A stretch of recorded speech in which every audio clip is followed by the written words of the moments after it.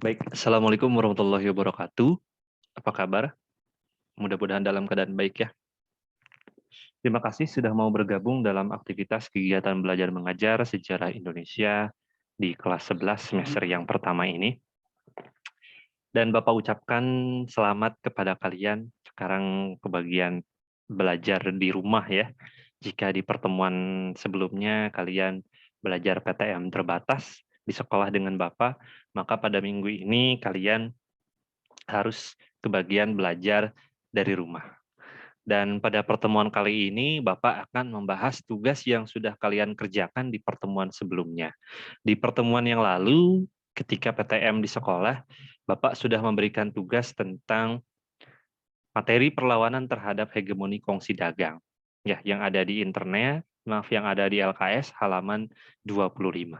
Nah, di video kali ini Bapak akan membahas tugas yang sudah kalian kerjakan tersebut. Mungkin langsung saja ya, kita bahas pembahasan soal di nomor yang pertama, yaitu apa yang dilakukan oleh Sultan Iskandar Muda dalam upaya melawan Portugis. Seperti yang kita ketahui, Sultan Iskandar Muda ini adalah Sultan Kesultanan Aceh, ya, yang sangat terkenal, ya, salah satu sultan yang paling bagus, paling baik, ya, dalam memimpin Kesultanan Aceh. Nah, di pertanyaan ini yang dipertanyakan adalah apa yang dilakukan Sultan Iskandar Muda dalam upaya melawan Portugis. Nah, Portugis pada waktu itu menguasai daerah Malaka, ya, salah satu pelabuhan penting dalam jalur perdagangan rempah-rempah internasional khususnya di wilayah Asia Tenggara. Nah, ketika itu Portugis melakukan konfrontasi dengan Kesultanan Aceh. Nah, sebagai bentuk antisipasi ya dari konfrontasi yang terjadi antara Portugis dan Aceh, Sultan Iskandar Muda itu melakukan beberapa langkah-langkah. Yang pertama yang beliau lakukan itu adalah melipat gandakan kekuatan pasukan sebagai respon terhadap perang yang akan terjadi antara Aceh dan Portugis. Sedangkan yang kedua adalah memperkuat angkatan laut dengan kapal-kapal besar yang mampu menampung 600 sampai 700 prajurit. Nah, seperti yang kita ketahui, Portugis yang berkuasa di Malaka dan Kesultanan Aceh yang berada di ujung utara Pulau Sumatera itu dipisahkan oleh selat yang disebut Selat Melaka. Maka mau tidak mau, pertempuran awal yang akan terjadi antara Aceh dan Portugis itu akan terjadi di perairan. Sehingga langkah yang sangat benar diambil oleh Sultan Iskandar Muda dengan memperkuat angkatan lautnya dengan kapal-kapal besar yang mampu menampung prajurit yang lebih banyak. Lalu yang ketiga, pasukan kavaleri itu dilengkapi dengan kuda-kuda Persia. Ya, seperti yang kita ketahui, kuda-kuda Persia ini memiliki keunggulan jika dibandingkan dengan kuda-kuda yang lain, khususnya keunggulan ini dapat dimanfaatkan dalam kondisi perang.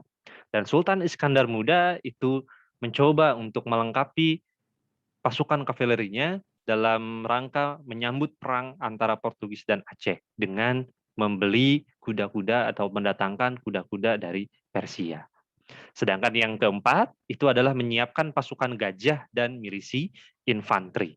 Nah, jika kita perhatikan, aspek pasukan di laut maupun di darat ini sudah dipersiapkan dengan maksimal oleh Sultan Iskandar Muda dalam perang melawan Portugis.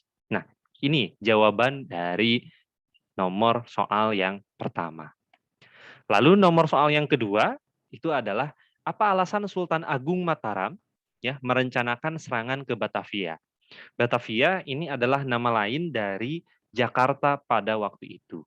Ya, Batavia ini adalah salah satu pusat pemerintahan VOC di Nusantara.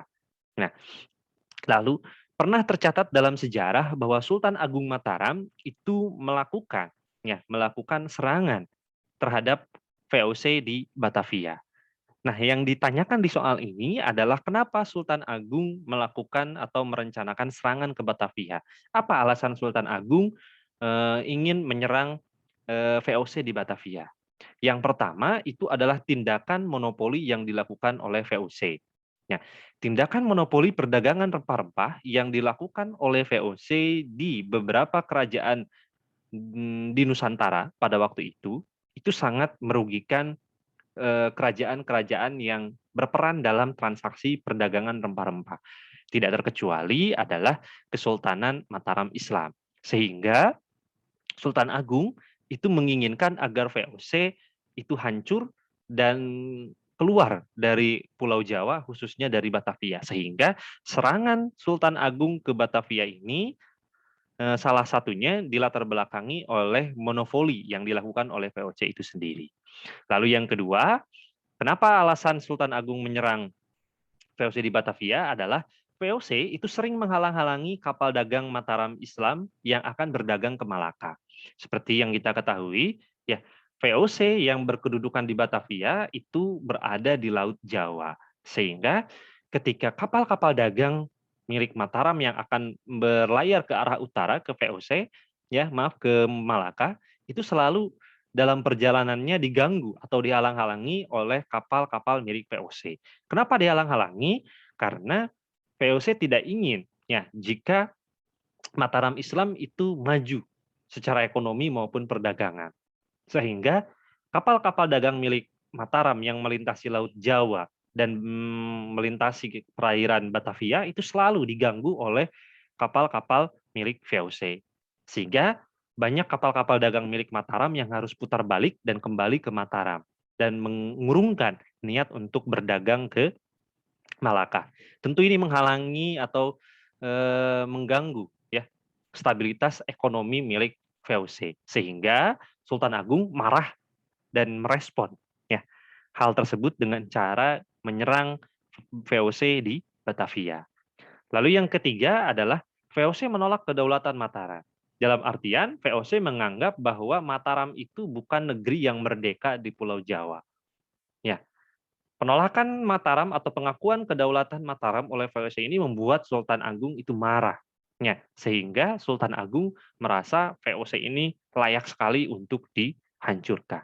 Dan yang keempat adalah keberadaan VOC di Batavia telah memberikan ancaman serius bagi masa depan Pulau Jawa. Khususnya terkait cita-cita dari Sultan Agung itu sendiri yang ingin menjadi penguasa tunggal di Pulau Jawa.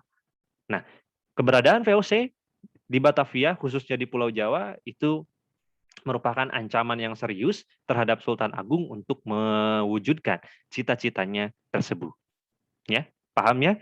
Jadi pasti ada alasan Sultan Agung kenapa beliau ingin menyerang dan mengusir VOC dari Batavia. Dan ini adalah 4 alasan penting yang mendorong Sultan Agung melancarkan serangan kepada VOC di Batavia. Kemudian nomor 4, apa isi perjanjian yang ditandatangani Sultan Haji dengan VOC? Seperti yang kita bahas sebelumnya, ketika PTM di sekolah, bahwa VOC dengan politik divide et imperanya itu mampu menaklukkan Banten. VOC menyebarkan berita hoax atau menyebarkan fitnah dengan tujuan mengadu domba antara Sultan Haji dengan ayahnya Sultan Ageng Tirtayasa. Ketika Sultan Haji berhasil mengalahkan Sultan Ageng Tirtayasa dengan bantuan VOC, tentu VOC menyodorkan perjanjian yang harus ditandatangani oleh Sultan Haji. Apa saja isi perjanjian tersebut? Yang pertama, VOC mengakui Sultan Haji sebagai Sultan Banten. Tidak ada sultan lain selain Sultan Haji yang menduduki Kesultanan Banten setelah ditangkapnya Sultan Ageng Tirtayasa. Lalu yang kedua, Banten harus melepaskan tuntutannya atas Cirebon. Seperti yang kita ketahui bahwa pada masa Sultan Ageng Tirtayasa, Cirebon itu sudah jatuh ke dalam pengaruh Kesultanan Banten. Di mana Sultan Ageng Tirtayasa itu sudah membantu Sultan Cirebon dalam politik-politik luar negerinya, salah satunya itu melepaskan 2 pangeran Cirebon dari hukuman dari hukuman Sultan Agung Mataram maupun dari Jawa Timur. Nah, hutang-hutang budi Cirebon kepada Banten tersebut membuat Banten sangat berpengaruh terhadap Cirebon pada masa Sultan Ageng Tirtayasa. Dan ketika Sultan Haji menjadi sultan dengan dukungan VOC, VOC meminta agar Banten tidak mempengaruhi Cirebon lagi. Dan ini disetujui oleh Sultan Haji. Yang ketiga adalah Banten tidak diperbolehkan berdagang dengan Maluku. Seperti yang kita ketahui, kerajaan-kerajaan di Nusantara ini terhubung dalam perdagangan rempah-rempah, tidak terkecuali Banten dengan Maluku. Dan dengan menangnya Sultan Haji dengan dukungan VOC ini, VOC meminta agar Banten tidak lagi berdagang dengan Maluku. Dan tentu ini sangat merugikan, ya, merugikan pihak Banten maupun pihak Maluku dengan diberhentikannya perdagangan dua kerajaan tersebut. Sedangkan yang keempat, yang terakhir itu adalah VOC meminta agar perdagangan rempah-rempah di Banten itu dimonopoli oleh VOC. Seperti yang kita bahas di pertemuan minggu yang lalu. Nah, ini adalah 4 isi perjanjian yang ditandatangani oleh Sultan Haji dengan VOC setelah Sultan Haji berhasil mengalahkan ayahnya, Sultan Ageng Tirtayasa. Paham ya? Kemudian soal yang selanjutnya yang keempat adalah jelaskan tentang awal mula Portugis dapat memasuki wilayah Maluku dan memonopoli perdagangan di daerah tersebut. Nah, Portugis datang ke Maluku bertepatan ketika Ternate dengan Tidore sedang bermusuhan. Permusuhan antara Ternate dan Tidore itu karena berebut penguasaan atau berebut pengaruh di kawasan Maluku. Nah, Ternate yang pada saat itu bermusuhan dengan Tidore menyambut kedatangan Portugis dan kemudian bersekutu dengan Portugis untuk melawan Tidore.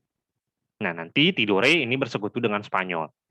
Nah, Ternate ini akhirnya mengizinkan Portugis untuk membangun benteng di wilayah Ternate.